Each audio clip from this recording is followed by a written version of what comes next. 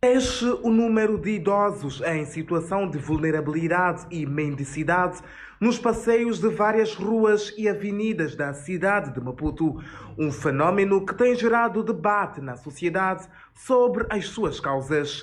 Em entrevista à tua televisão, o sociólogo Manique aponta fatores sociais, culturais e econômicos como principais determinantes desta realidade. É importante destacar três principais dimensões. E a primeira dimensão que queria destacar e que mostra a transformação social pelo qual nós fomos passando ao longo do tempo é a dimensão social. E esta dimensão é relevante porque nos dá uma indicação de como é que os processos de modernidade, sobretudo o processo de globalização, trouxe uma certa fragmentação das nossas relações sociais e o papel central que a figura do idoso ou da idosa tinha na nossa sociedade alterou-se com essa nova forma de ver o mundo e a sociedade através desta conexão local, mas uma conexão também global que trouxe uma nova configuração e nova cosmovisão de como é que os jovens atualmente veem a sociedade e como é que eles olham para o idoso. Então, esta é uma dimensão fundamental por conta desta fragmentação das relações sociais, mas também há uma dimensão cultural. Eu tenho visto várias vezes, a vossa televisão tem reportado isso, que não poucas vezes a pessoa idosa é acusada de feitiçaria, é acusada de ser dotada de poderes mágicos que inviabiliza o andamento da vida normal dos jovens. Apesar de esta construção, digamos assim, ser uma forma de exteriorizar a culpa, porque muitas das vezes os jovens, quando acusam os idosos de feitiçaria ou de terem poderes mágicos, muitas das vezes não se perguntam se, por exemplo, o fato da sua vida não estar a andar terá uma variável social, por exemplo, se for o caso de desemprego, se ele está a formar-se devidamente para ter acesso ao emprego ou não, muitas das vezes eles não se colocam essas questões e culturalmente recorrem para essa ideia de magia, de superstição e de dizerem que a mulher idosa ou o idoso no geral ele é feiticeiro e fazem assim uma fuga de responsabilidade para eles não olhar para o que eles como indivíduo, como sujeito, podiam fazer para melhorar ou mudar a situação na qual se encontram. E a última dimensão que destaco é a dimensão econômica, porque em tempos a mulher idosa contribuiu significativamente em termos de bem-estar da sua própria família e de alguma forma da comunidade, quando os idosos estavam num período economicamente ativo, então eles conseguiam trabalhar, obter recursos, e aqueles recursos de alguma forma ajudavam de alguma forma para a estabilidade familiar. Então, quando já passa para a fase da terceira idade, quando se torna idosa, então já não tem as mesmas capacidades também de poder contribuir. E tudo isso acaba acrescentando a vulnerabilidade que a mulher idosa tem e depois isso consubstancia numa situação de abandono e de violência que é praticada muitas vezes contra a pessoa idosa. Em termos de género, as mulheres idosas são as mais visíveis nas ruas, uma situação que, segundo o sociólogo, está associada a dinâmicas sociais específicas que agravam a sua exposição à vulnerabilidade.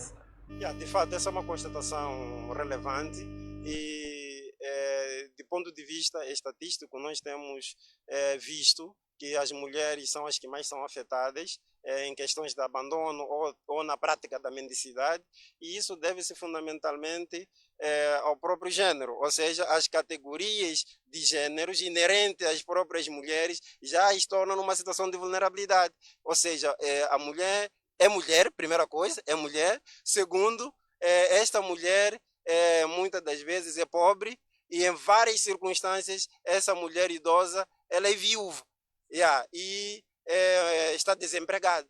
Então são categorias que quando elas são combinadas produzem estereótipos de gênero e preconceitos que tornam a mulher muito mais suscetível ao abandono e à prática da mendicidade do que quando se trata do idoso, nesse caso que seja de sexo feminino, do sexo masculino. Cresce o número de idosos. Notícias assinala 100 anos de existência. Em comemoração, o presidente do município de Maputo, Razak Manique, diz que a notícia e a informação deve ser tratada com veracidade, rigor e responsabilidade. A comunicação desempenha também um papel crucial.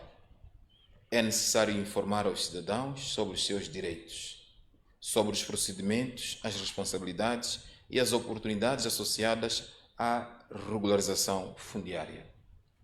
Gostaria de destacar, neste contexto, o processo de requalificação do bairro Xamanculo C, um projeto emblemático que representa uma nova abordagem de urbanização.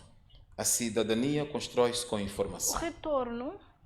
Um cidadão informado compreende melhor as transformações da sua cidade, participa mais ativamente e torna-se parte da solução.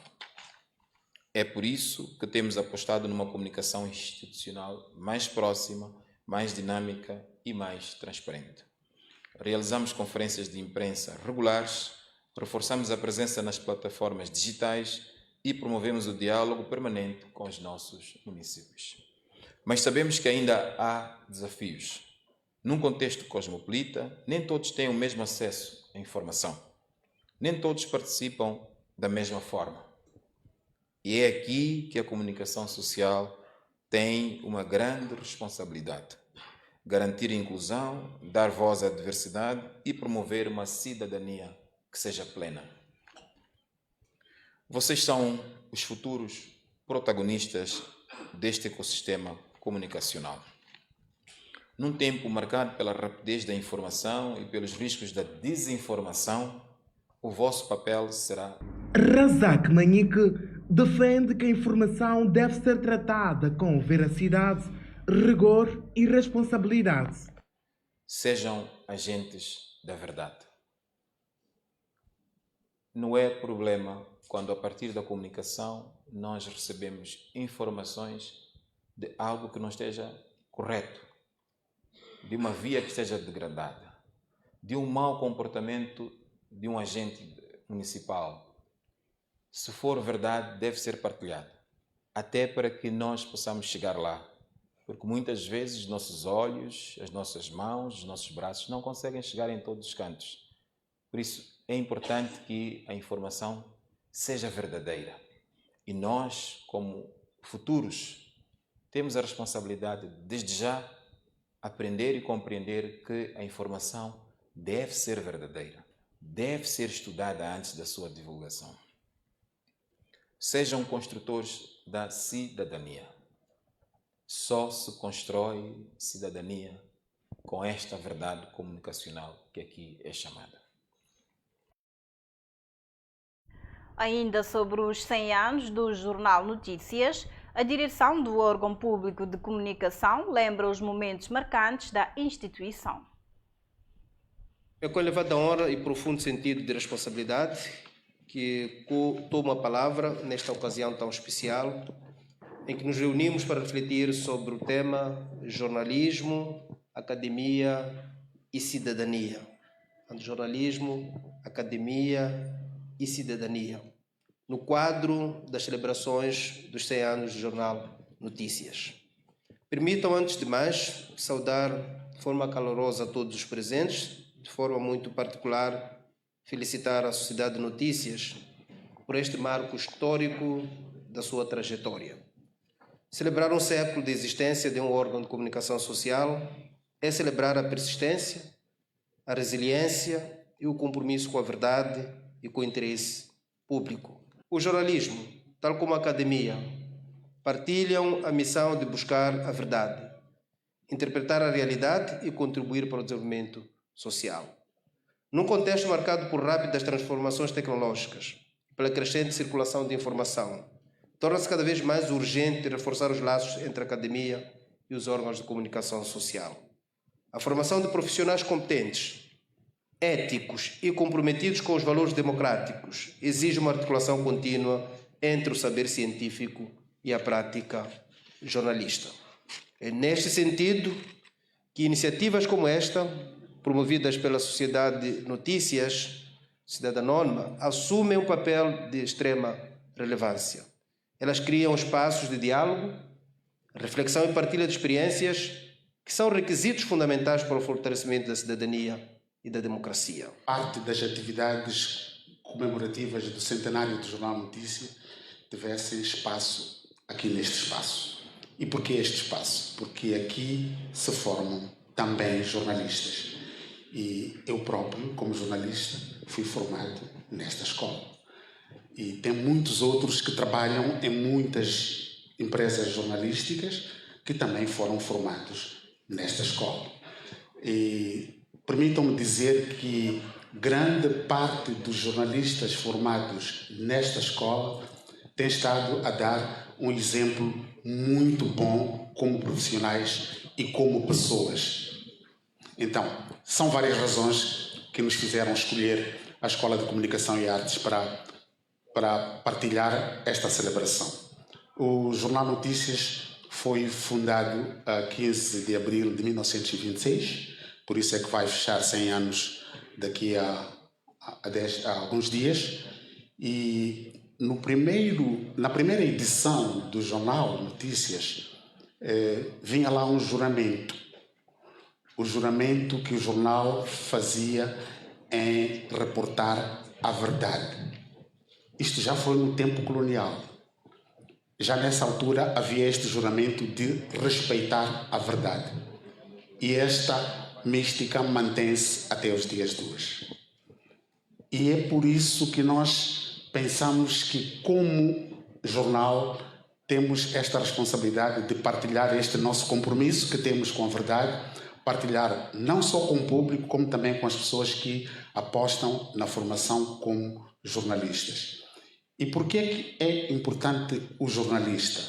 Porque o trabalho que o jornalista faz tem em vista transmitir informações verdadeiras para a sociedade, para que a sociedade possa compreender melhor o mundo onde vive e, a partir daí, poder formar opiniões informadas. Um cidadão com informação formada, informação baseada na verdade, tem também opiniões de qualidade. Um cidadão com opinião de qualidade contribui para uma democracia saudável. Portanto, a direção do Jornal Notícias lembra os momentos importantes que marcaram os 100 anos da instituição. Seguimos com mais notícias e olhamos para a atividade considerada informal. Venda de comida em condições impróprias preocupa utentes do terminal do museu. Vários vendedores comercializam alimentos como batata frita e ovo cozido à beira da estrada em plena via pública.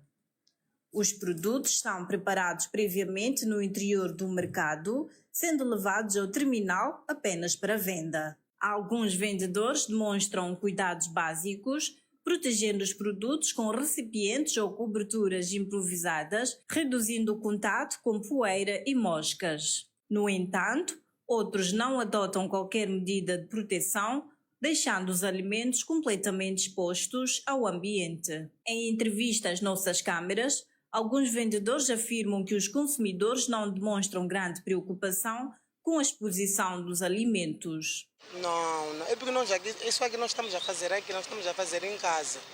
E o Conselho Municipal, como é que vos trata? Não repreende, não vos tira daqui? Não, o Conselho Municipal só aqui na estrada não aceita lume. Não querem lume na estrada. Assim nós estamos a fritar isso aqui no mercado, depois tiramos e vender aqui fora. E como é que é a higiene da alimentação aqui? Nós estamos a ficar limpos, estamos limpos. Nós estamos a lavar batata aqui mesmo, lavamos rachela aqui mesmo, estamos a fritar aqui. Mas não estamos a fritar aqui na rua, temos num sítio lá que estamos a fritar, depois tira para fora para nós vender. Não tem problema de moscas, mau cheiro? Não tem.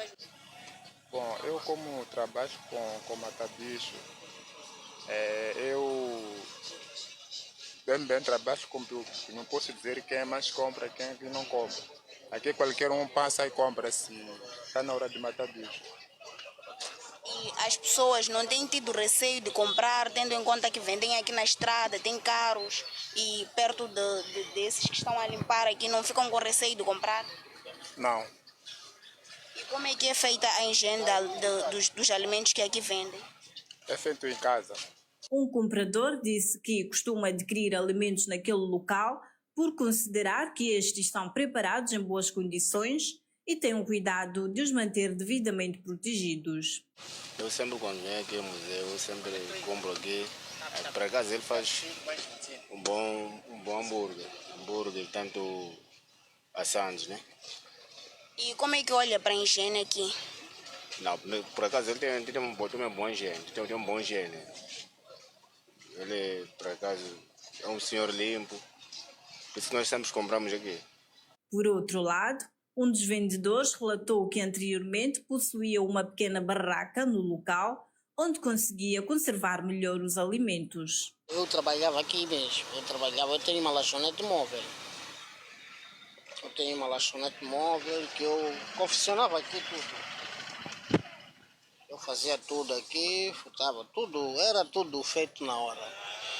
Então, a qualquer momento aparecia a Polícia Municipal, disse que já não podíamos preparar aqui.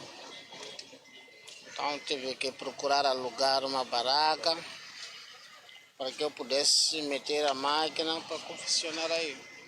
O vendedor acrescenta que, com a retirada da barraca, a conservação dos alimentos tornou-se mais difícil, o que tem gerado algum receio por parte dos clientes e redução nas vendas. Eu não diria que é positivo. Não diria que é positivo porque o que eu estava a usar não há nenhum perigo. Pelo menos para o meu ponto de vista ou até para o que dizem os meus clientes. Não tem nenhum perigo. Não sei por que eu não podia usar aquilo aí. Não fica aqui, quando chega a hora de eu recolher, eu tiro aquilo aí. Já tinha um sítio para poder deixar. Eu só tirava de manhã, preparava, trabalhava, chega a hora, tiro, vou deixar dentro do armazém. Mas para qualquer momento disseram que eu tinha que tirar. O mais triste é ter que tirar sem aviso prévio, para que essa pessoa também possa se organizar. Mas para o meu caso foi uma coisa daqui para aqui. Já não queremos ninguém. Eu tentei falar com eles, disseram que nós não estamos aqui para negociar contigo. Aqui é para você sair daqui. Opa, tirei e fiz o que eles mandaram. Por isso que eu trabalho assim, mesmo do jeito que eu estou trabalhando, confortável. Eu não estou porque eu preparei algo para que eu pudesse trabalhar de forma mais adequada. Mas, infelizmente, estou aqui. Passei muito tempo a trabalhar assim, que eu assava aqui. Então, eu depois vi que não. Podia melhorar. Para além de trabalhar, fazer as coisas ao ar livre. Podia melhorar a forma